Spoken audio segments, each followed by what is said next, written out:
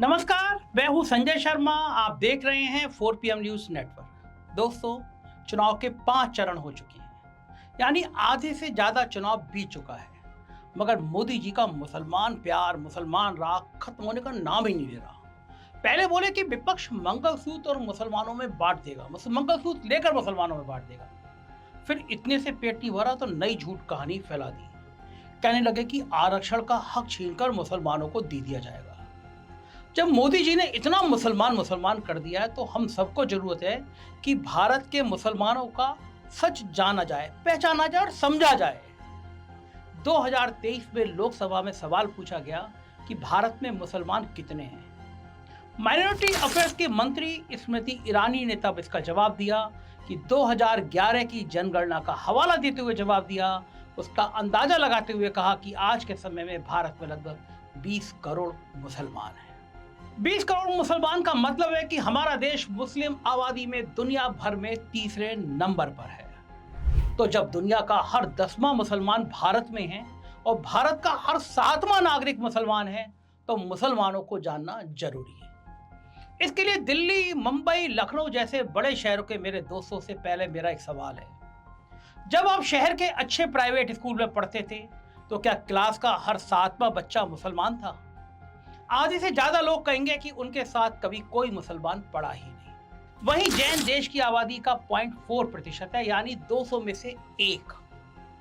मगर दिल्ली जैसे शहर के अच्छे स्कूल कॉलेजों की हर क्लास में कोई ना कोई जैन बच्चा जरूर मिल जाएगा। अब दूसरी बात पर आते हैं। 20 करोड़ मुसलमान देश में हैं, मगर ये बताएं कि आपके पड़ोस में, आपकी सोसाइटी में कितने मुसलमान हैं? नोएडा में, गुड़गांव में हाई एंड सोसाइटी में रहते हैं। दूसरी तरफ सरदार हमारे देश में केवल 1.7% हैं, यानी 100 में से बस सिर्फ 2। मगर कोई ना कोई सरदार कभी ना कभी आपका साथी या पड़ोसी और बहुत अच्छा दोस्त जरूर रहा होगा। इससे 2 बातें साफ होती हैं। भारत का मुसलमान और खासकर उत्तर भारत का मुसलमान देश में तो है, मगर समाज के बीचों बीच नहीं है। वो दिल्ली के दरियागंज और शाहीन बाग में है, मगर पूरी दिल्ली में हर जगह नहीं है। और इसके लिए मुसलमान जिम्मेदार नहीं है, हमारे देश की राजनीतिक नीतियां जिम्मेदार हैं, जिसने मुसलमानों को हमेशा अलग थलग रखा। कभी मुसलमानों को खुश करने के लिए, कभी औरों को मुसलमान से डराने के लिए। लेकिन आज मुसलमान को मोदी के चश्मे से नहीं, इतिहास के पन्नों से देखते हैं। क्या इस देश में मुसलमान का कोई योगदान है, और अगर है तो वो कितना है? वैसे तो भारत देश बहुत पुराना है। हजारों साल पहले यहाँ राजाओं के साम्राज्य थे और सैकड़ों साल पहले बादशाहों की सल्तनत। मगर अंग्रेजों ने इस हमें एक साथ दुखी किया, लूटा खसूटा, और इस सामूहिक दर्द में हम अपने एक होने का, भारतीय होने का एहसास हुआ, कस के हुआ। इसलिए बात शुरू करते हैं 1857 से, देश को अंग्रेजों से आजाद कराने की पहली लड़ाई से। ऐसी पहली लड़ाई जहां 2 राजा आपस में नहीं लड़े थे। देश की जनता शासक से लड़ी थी, एक सचमुच की क्रांति थी। और 1857 की इस क्रांति में मुसलमान कहां थे? वहीं थे जहां होना चाहिए। वो हिंदुओं के साथ कंधे से कंधे मिलाकर लड़ रहे थे, आजादी की लड़ाई लड़ रहे थे। 1857 की क्रांति में उत्तर प्रदेश के मंगल पांडे को हम सब जानते हैं। झांसी की रानी लक्ष्मीबाई का लड़ना हम सबको पढ़ाया गया है। महाराष्ट्र के तात्या टोपे का शहीद होना भी हमें याद है। मगर हमें मिर्जा, मुगल, सुल्तान और अबू बकर के बारे में नहीं पता। मिर्जा और सुल्तान आखिरी मुगल राजा बहादुर शाह जफर के बेटे थे और अबू बकर उनका पोता। ये तीनों 1857 की क्रांति में गिरफ्तार हुए। 22 सितंबर 1857 को अंग्रेज कमांडर ने तीनों को दिल्ली गेट के पास गोली मार दी। उस जगह को खूनी दरवाजा कहा जाता है। यह आज भी मौलाना आजाद मेडिकल कॉलेज के पास है और आखिरी मुगल राजकुमारों की देश के लिए वहां शहादत लिखी हुई है। सिख धर्म के गुरु गोविंद सिंह के 4 साहिबजादों ने सन 1704 में शहादत दी। ये धर्म की रक्षा के लिए मुगल राजा औरंगजेब से लड़ते हुए शहीद हो गए और इतिहास के पन्नों में सोने में अक्षरों में अपना नाम लिखाया। लेकिन फिर 140 साल बाद उसी औरंगजेब के वंशज मुगल बादशाह जफर के 3 शहजादों ने भी देश के लिए शहादत दी। इसलिए वो राहत इंदौरी का शेर है, हर किसी का खून है इस देश की मिट्टी में शामिल। हर किसी का खून है इस देश की मिट्टी में शामिल। किसी एक के बाप का हिंदुस्तान थोड़ी है। देश के लिए मिला जुला खून बहाने की बस ये शुरुआत है। आइए आगे बढ़ते हैं। 1857 की क्रांति सफल नहीं हो पाई। देश को एकजुट रखने का अगला बड़ा कदम लिया गया 1885 में, जब कांग्रेस पार्टी का गठन हुआ। कांग्रेस पार्टी का देश की आजादी में योगदान तो हम सब जानते हैं। गांधी, नेहरू, सरदार पटेल, सुभाष बोस जैसे नेता सब कांग्रेस से थे। जिन श्यामा प्रसाद मुखर्जी को भाजपा अपना सबसे बड़ा नेता मानती है, उनकी राजनीतिक पारी भी कांग्रेस से शुरू हुई थी। और इस महान पार्टी कांग्रेस को बनाने और आगे बढ़ाने में अब मुसलमानों का योगदान सुनिए। गांधी, नेहरू से बहुत पहले 1885 में कांग्रेस बनी। इसे शुरू करने वाले लोगों में से एक थे बदरुद्दीन तैयब जी, जो कांग्रेस के तीसरे अध्यक्ष भी बने। ये बॉम्बे हाई कोर्ट के पहले हिंदुस्तानी बैरिस्टर थे और बाद में इसी हाई कोर्ट के जज भी बने। कांग्रेस से ही जुड़े थे महान विचारक और हमारे देश के पहले शिक्षा मंत्री अबुल कलाम आजाद, जिन्हें मौलाना आजाद के नाम से जाना जाता है। इनके जन्मदिन 11 नवंबर को हमारे देश में नेशनल एजुकेशन डे मनाया जाता है। लेकिन आजकल व्हाट्सएप पे इतिहास पढ़ाया जाता है। यहाँ से पढ़े लिखे कुछ लोग हो सकता है मुझे कहें कि गांधी, नेहरू, कांग्रेस की बात मत करो। चलो नहीं करते हैं। आइए गदर पार्टी की बात करते हैं। 1913 में बनी इस पार्टी के क्रांतिकारियों ने पहली बार सोचा कि हिंसक क्रांति करके अंग्रेजों को देश से बाहर करते हैं। इस पार्टी के करतार सिंह सराबा की फोटो भगत सिंह हमेशा अपनी जेब में रखते थे, उन्हें अपना आदर्श मानते थे। गदर पार्टी के ही सरदार ऊधम सिंह को कौन नहीं जानता, जिन्होंने जलियांवाला बाग के खूनी जनरल डायर को लंदन में जाकर मारा। अब इस महान गदर पार्टी में भी जरा मुसलमानों की बात कर लेते हैं। मोहम्मद बरकतुल्लाह भोपाली, मगर इनकी बात याद करने पर व्हाट्सएप यूनिवर्सिटी से पीएचडी और अपने आप को खुद को महान बताने वाली कंगना रनौत कहीं रोने ना लग जाए। कैसे, अभी बताता हूँ। कुछ दिन पहले एक न्यूज चैनल पर इन्होंने सुभाष चंद्र बोस को ही देश का पहला प्रधानमंत्री कह डाला। हमें आजादी मिली तो the first prime minister of India Subhash Chandra Bose. जब इनके अल्प ज्ञान की चारों तरफ चर्चा होने लगी, दुनिया इनकी मजाक उड़ाने लगी, तो इन्होंने एक ट्वीट किया। इस बार अपने आप को और बड़ा ज्ञानी बताया। इन्होंने ट्वीट करके कहा कि अक्टूबर 1943 को सुभाष चंद्र बोस ने सिंगापुर में आजाद हिंद फौज के तले गवर्नमेंट इन एक्साइल बनाई थी और वो प्राइम मिनिस्टर डिक्लेयर किए गए थे। खबर सच्ची है, मगर कंगना रनौत की जानकारी अधूरी है, हमेशा की तरह अधूरी है। पूरी जानकारी के लिए फिर चलते हैं मोहम्मद बरकतुल्लाह भोपाली के पास। ये गदर पार्टी के फाउंडिंग मेंबर थे और गदर पार्टी के क्रांतिकारियों ने सुभाष चंद्र बोस की तरह मगर उनसे बहुत पहले एक ऐसी सरकार बनाई थी। 1915 में काबुल में पहली निर्वाचित भारत सरकार की घोषणा गदर पार्टी ने की थी और बरकतुल्लाह भोपाली उस सरकार के पहले प्रधानमंत्री थे। अब कंगना, भाजपा और वाकई व्हाट्सएप यूनिवर्सिटी के छात्र इतिहास में इतना डीप और पीछे तो जाएंगे नहीं, और तब तो कतई नहीं जाएंगे जब उन्हें देश की आजादी के योगदान में किसी मुसलमान का बलिदान दिख जाए। चलिए मत जाइए पीछे, वापस सुभाष चंद्र बोस पर आते हैं। आजाद हिंद फौज में हर अधिकारी एक दूसरे को जय हिंद बोलकर सैल्यूट करता था। आज हमारे देश की तीनों सेनाएं और पूरे देश की पुलिस इसी तरह जय हिंद बोलकर सैल्यूट करती है। मगर जय हिंद का ये नारा, सैल्यूट करने का ये तरीका किसने दिया? जी नहीं, नेताजी सुभाष चंद्र बोस ने नहीं, उनकी आजाद हिंद फौज के एक अफसर आबिद हसन ने। ये सुनकर मुसलमानों को पाकिस्तान भेजने वाले अंधभक्त शायद बेहोश हो जाएं, मोदी सरकार के मंत्री बेहोश हो जाएं, और अगर नहीं हुए तो अब जरूर हो जाएंगे जब मैं बताऊंगा कि देश की आजादी का सबसे बड़ा नारा इनकलाब जिंदाबाद किसने दिया था। भगत सिंह ने इस नारे को घर घर तक पहुंचाया, मगर 1921 में ये नारा लिखा था कवि हसरत मोहानी ने।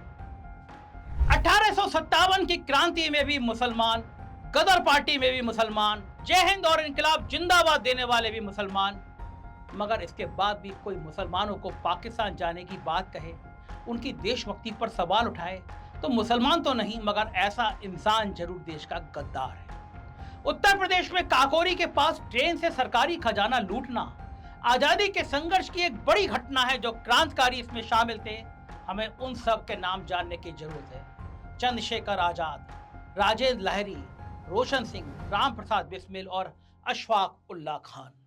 इसमें बिस्मिल और अशफाक की दोस्ती बहुत गहरी थी। बिस्मिल ने फांसी पर चढ़ने से पहले देशवासियों के नाम एक चिट्ठी लिखी थी। इसमें उनकी एक ही इच्छा थी, हिंदू मुसलमान भाईचारा बना रहे। और उसी तरह अशफाक उल्लाह खान ने कहा कि वैसे तो इस्लाम धर्म में दूसरा जन्म नहीं होता, मगर मरने के बाद खुदा से हिंदुओं की तरह एक और जन्म मांग लूंगा ताकि देश की आजादी के लिए लड़ सकूं। शहीद आजम भगत सिंह तो धार्मिक थे ही नहीं, नास्तिक थे। उनका लिखा हुआ निबंध मैं नास्तिक क्यों हूं काफी प्रसिद्ध है। भगत सिंह का कहना था कि आजादी की लड़ाई के रास्ते में धर्म एक बहुत बड़ी चट्टान है। आज से 100 साल पहले जब भगत सिंह ने हमें आगाह किया था, लेकिन आज फिर हम धर्म और हिंदू मुसलमान चिल्लाने वालों की गिरफ्त में हैं और यही लोग मुसलमानों का झूठा डर दिखाकर देश के विकास की बात नहीं होने देते। मगर यहाँ अंधभक्त एक बार फिर सवाल पूछेंगे जब 1947 में आजादी के बाद देश का बंटवारा धर्म के आधार पर हो गया था तो सारे मुसलमान भाग क्यों नहीं चले गए। देखिए, यह समझने की बात है। बंटवारे में लोगों को इधर या उधर जाने की जबरदस्ती नहीं थी। वो एक ऑप्शन था, विकल्प था। जिसको जाना ठीक लगे वो चला जाए, जिसको रुकना ठीक लगे वो रुक गया। लेकिन जो मुसलमान रह गया उसने तो चॉइस होने के बावजूद इस देश से प्यार दिखाया, इस देश को चुना, इस देश की मिट्टी को चुना। और सिर्फ भारत को चुना नहीं, पाकिस्तान के साथ जब भी जंग हुई अपना खून बहाया। 1948 में पाकिस्तान के साथ हमारी पहली लड़ाई हुई। जम्मू के नौशेरा इलाके की लड़ाई आज भी याद की जाती है। ब्रिगेडियर उस्मान अली ने पाकिस्तान के छक्के छुड़ा दिए थे। वो जंग में शहीद हुए, उन्हें नौशेरा के शेर के नाम से जाना जाता है। और नौशेरा का ये शेर उस्मान अली आज भी भारत के सैनिकों के दिल में जिंदा है। ऑफिसर ट्रेनिंग एकेडमी से जब इंडियन आर्मी के ऑफिसर बनकर निकलते हैं तो सुनिए जरा क्या गाते हैं। उस्मान की तलवार जो शेरा शेरा नौशेरा, तीर की पुकार जो शेरा शेरा नौशेरा, शेर की दहाड़ जो शेरा शेरा नौशेरा, शेरा शेरा नौशेरा, जंगल का राजा कौन शेरा शेरा नौशेरा, नदी किनारे रहता कौन शेरा शेरा नौशेरा, मान हमारा नौशेरा, मान हमारा नौशेरा, तीर किनारे नौशेरा, हार हमारे नौशेरा, शेरा शेरा नौशेरा, शेरा शेरा नौशेरा, शेरा शेरा। ऐसे ही 1965 की लड़ाई के वीर हवलदार अब्दुल हमीद की बहादुरी इतिहास के पन्नों में सोने में के अक्षरों में दर्ज है। परम वीर चक्र विजेता अब्दुल हामिद ने पाकिस्तान के 7 पैटर्न टैंक उड़ा दिए थे। राजस्थान की सीमा पर यह जंग हुई थी। उस छोटे से गांव को अब पैटर्न नगर के नाम से जाना जाता है। ये तो बात हो गई मुसलमानों के बलिदान की। अब चलते चलते इनके योगदान की भी बात कर लेते हैं। हमारे देश में महान वैज्ञानिक सोचते ही किसके नाम की छवि सबसे पहले उभरती है? सही समझा आपने, पूर्व राष्ट्रपति भारत रत्न अब्दुल कलाम। उन्हें मिसाइल मैन के नाम से जाना जाता है। भारत को परमाणु शक्ति बनाने में इनका सबसे बड़ा योगदान रहा है। विज्ञान से मैदान पर आ जाइए, मोहम्मद शमी और मोहम्मद सिराज। हमारी क्रिकेट टीम के फास्ट बॉलिंग इन दोनों पर टिकी रहती है और अभी से नहीं सालों से ऐसा है। टाइगर पटौदी का जलवा हो या फिर अजरुद्दीन की कलाई, यूसुफ पठान के लंबे छक्के हो या इरफान पठान को पाकिस्तान के खिलाफ हैट्रिक। इस क्रिकेट प्रेमी देश ने ना कभी सचिन का राज पूछा, ना कभी सहवाग की जाति और ना ही कभी इरफान पठान का धर्म। जो देश के लिए खेला वो सबका प्यारा, लेकिन मोदी जी ने तो क्रिकेट तक को नहीं छोड़ा। कुछ दिन पहले कांग्रेस के खिलाफ झूठ फैलाने के लिए देखिए किस घटिया बात पर उतर आए हमारे देश के प्रधानमंत्री। कांग्रेस का इरादा खेलों में भी अल्पसंख्यकों को प्राथमिकता का है। यानी क्रिकेट टीम में कौन रहेगा कौन नहीं रहेगा ये कांग्रेस अब धर्म के आधार पर तय करेगी।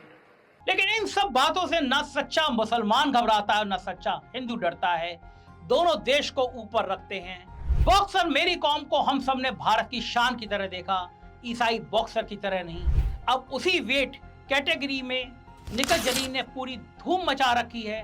मोदी के लिए वो मुसलमान होंगी, हमारे लिए वो हिंदुस्तान की महान खिलाड़ी है। मुस्लिम शाहरुख खान के पर्दे पर आती हिंदू सीटियां आज भी उसी तरह बजती हैं और कल भी बजेंगी। आप और मैं कभी उदास होंगे तो हमेशा की तरह आगे भी किशोर कुमार के साथ मोहम्मद रफी दिल बहलाने अपना गाना लेकर जरूर आएंगे। मोदी चाहे कितना भी हिंदू मुसलमान का जहर घोल लें, गालिब की मोहब्बत से भरी शायरी के आगे कम रहेगा।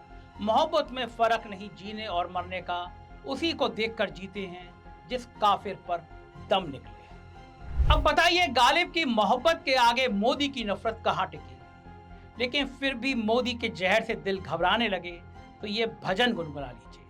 हो पालनहारे निर्गुण न्यारे, तुम्हरे बिन हमरा कोनो नहीं। जावेद अख्तर का लिखा हुआ और रहमान की धुन पर बना ये भजन आपको बहुत सुकून देगा और इस गुनगुनाते हुए भजन को गाते हुए भगवान से प्रार्थना कीजिएगा कि इस प्यारे देश को धर्म के नाम पर बांटने की मोदी और भाजपा की सब चालें नाकाम हो जाएं, देश भाईचारे में रहकर तरक्की करे। ये बातें मैं सारी आपको इसलिए बता रहा हूँ क्योंकि मैं उस शहर से आता हूँ जिस शहर ने हमेशा मोहब्बत को, प्यार को तरजीह दी। मैं बदायूं से आता हूँ जिसके लिखे शकील बदायूनी के गीत आज पूरी दुनिया में गाए जाते हैं और मन तड़पत हरि दर्शन को आज ये गाना लिखने वाला शकील बदायूनी मेरे शहर का था। तो सोचिए आप, क्या हिंदू क्या मुसलमान, खून सबका एक है। जब सूरज की पहली किरण निकलती है तो वो हिंदू के घर में भी उतनी रोशनी देती है जितनी मुसलमान के घर में देती है। किन्हीं हवाओं ने कभी बंटवारा नहीं किया, समुद्र की लहरों ने बंटवारा नहीं किया, तो ये चंद नेता हमारे देश में मोहब्बत के और प्यार के भाईचारे को कैसे तोड़ सकते हैं? सवाल आप पर छोड़कर जाता हूं, आपके भविष्य पर छोड़ के जाता हूं, आपके बच्चों के भविष्य के लिए छोड़ के जाता हूं कि आप नफरत पसंद करेंगे या मोहब्बत भरे इस देश में रहना पसंद करेंगे। मेरी बात पसंद आई हो तो चैनल को ज्वाइन कीजिएगा, सब्सक्राइब करिएगा और मुझे अपनी राय से जरूर अवगत कराइएगा। शुक्रिया, थैंक यू।